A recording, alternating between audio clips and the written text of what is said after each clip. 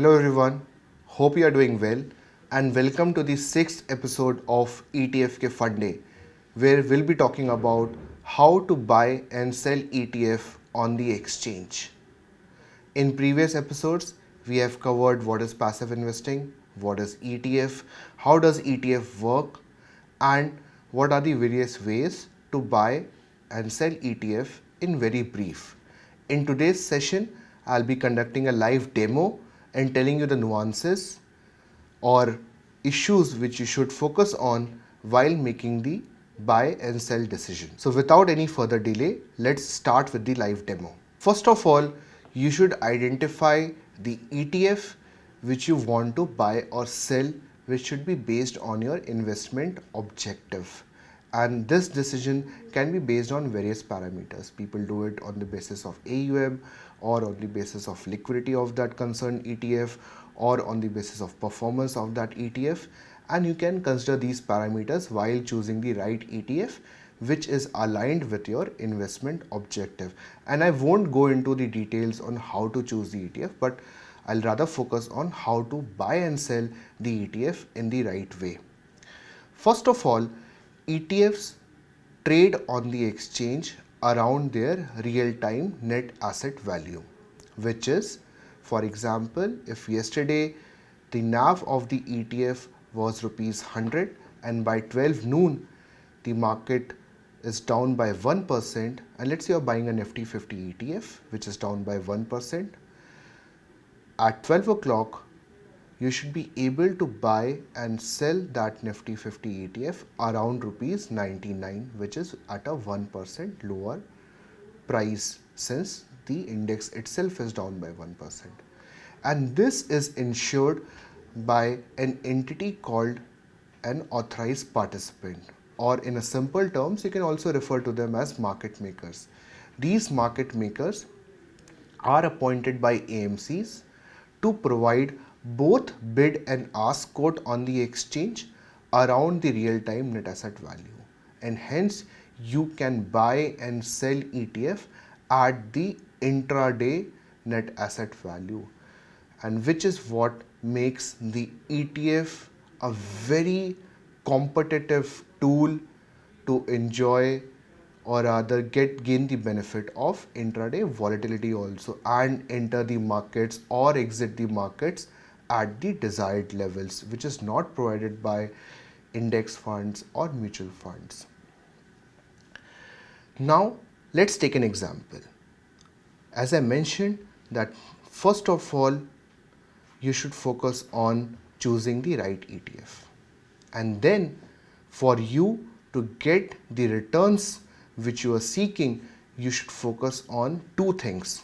First, whether I am getting the right price or not, and second, whether the underlying ETF has the liquidity which will be able to cater to my order or not. So these are two very important points: right price and liquidity.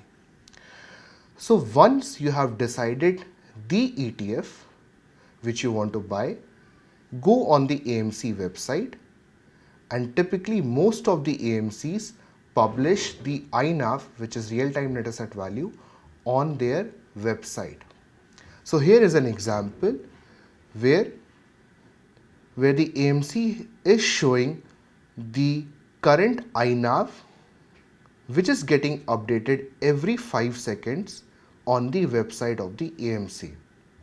And here you can see in the first line item, the previous day NAV was around rupees 150, and whereas right now at 12:18 p.m., since the markets are down, the current real-time net asset value is rupees 149.82, and this gets updated every 5-10 seconds depending on the refresh rate which an AMC has chosen. So as you can see right now on the screen, the INAV has moved from 149.82 to 149.81, and it is happening in just 5 seconds. Now this gives you a reference price. When you are buying this ETF, your buy price should be around 149.80, and this is typically your roughly your fair price of the ETF. Now you should go on the exchange and check the order book. What is the order book? Order book is typically the buy quotes and the sell quotes which is present on the exchange by investors as well as the authorized participants slash market maker appointed by the AMC. So even if there are no investors, typically you'll always find market makers or these authorized participants who are providing quotations on the exchange. In a very simple language, they act like a bank in a forex market. If you want to buy a US dollar, you go to a same bank and give him the INR, he gives you the USD. And if you want to sell the US dollar, you go to the same bank and he takes the USD and gives you the INR. If 10 customers walk in today, he will provide liquidity to 10 customers. If 100 customers walk in tomorrow, he will provide liquidity to the 100 customer. Same thing is done by this authorized participant slash market maker. They provide the liquidity which is desired for the ETF around real-time net asset value.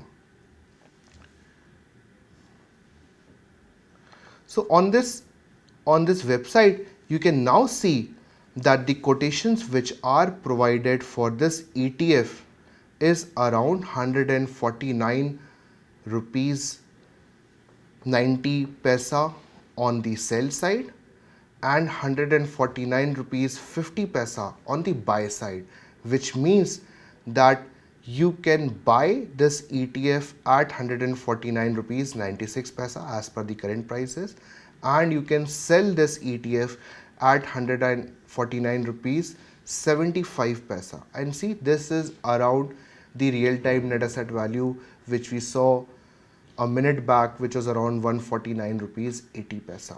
And thus you can be sure that the transaction which I am entering into is fair, because the pricing which is given on the exchange is around the real-time net asset value.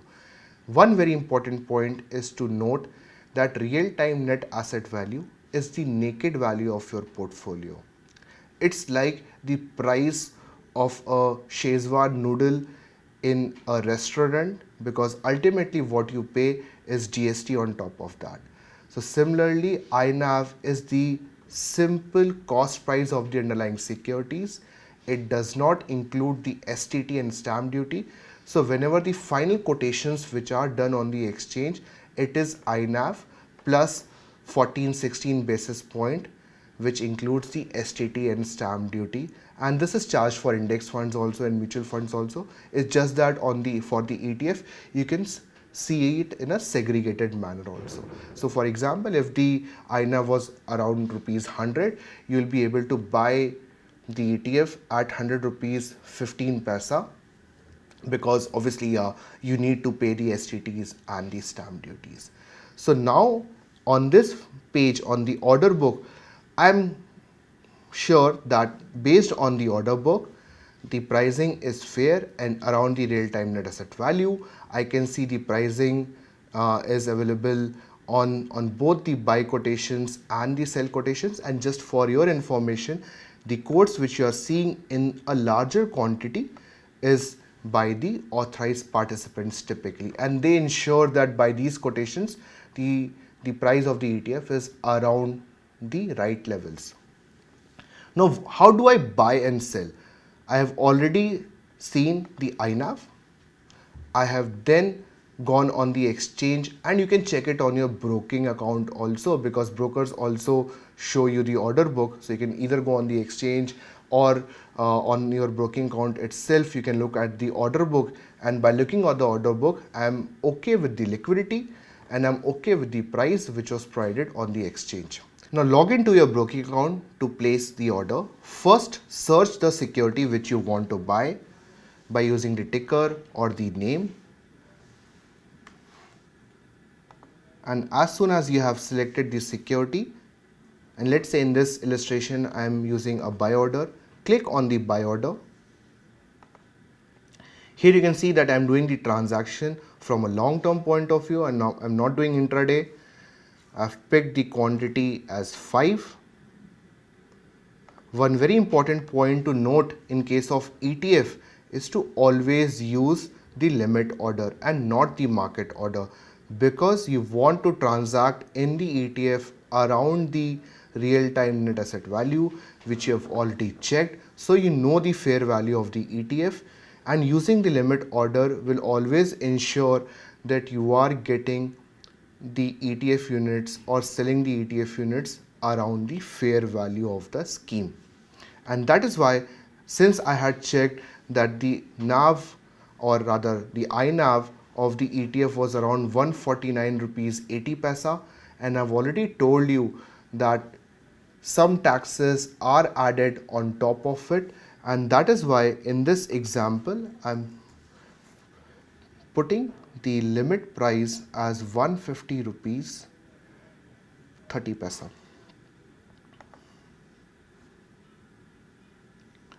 And after putting the limit price, I am executing the order,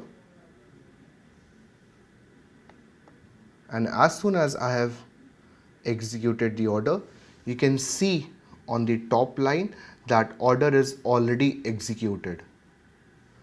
And this is as quick as you buy or sell stocks.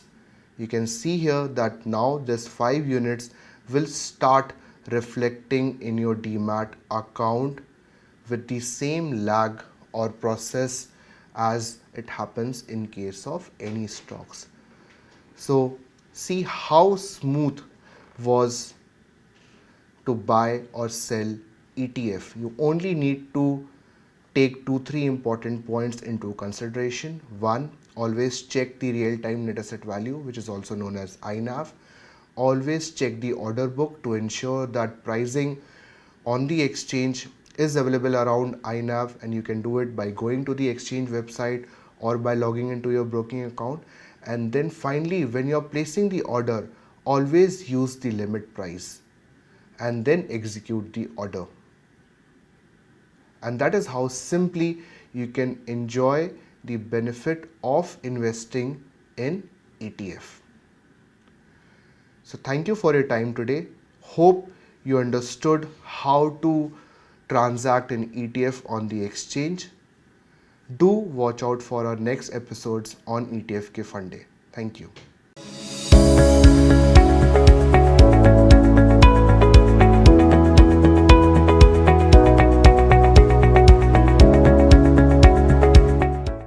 Mutual fund investments are subject to market risks. Read all scheme-related documents carefully.